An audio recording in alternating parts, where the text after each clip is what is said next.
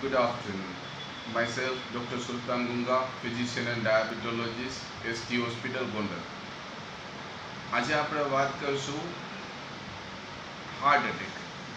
આજકાલ આપણે સાંભળી રહીએ છીએ નાની નાની વયે બહુ બધા માણસોને એટેક આવી રહ્યા છે. ઘણા બધા માણસો વિચારે છે કોરોનાને લીધે, ઘણા વેક્સિનના લીધે, ઘણા સ્ટ્રેસના કારણે, ઘણા બધા પોતપોતાની રીતે આવા પરિબળો બતાવી રહ્યા છે. પણ સૌથી મોટું પરિબળ આપણે એ છે, તમે તમારું લાઈફસ્ટાઈલ મોડિફિકેશન કરો. તમારી જિંદગી કેવી જીવો છો, તમે કેવું ખાઓ છો. આજે આપણે જંક ફૂડ ખાઈએ છીએ, કોલેસ્ટ્રોલ જેમાં વધે છે એવો ખોરાક લઈએ છીએ, જમીને સૂઈ જઈએ છીએ, એક્સરસાઇઝ કરતા નથી, મેદસ્વીતા વધે છે. સૌથી મોટું કારણ છે બીમારીનું મેદસ્વીતા.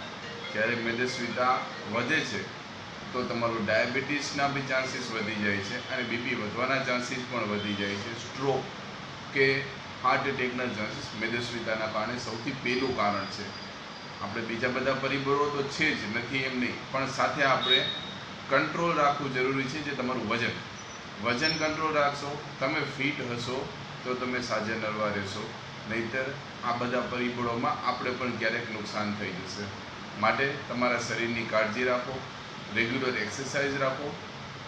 જો ડાયાબિટીસ છે તો રેગ્યુલર ડાયાબિટીસનું નિદાન કરી regular medicine law.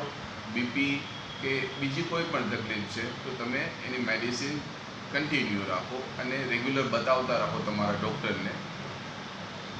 One and only thing is that you need to do exercise. That's it. Thank you.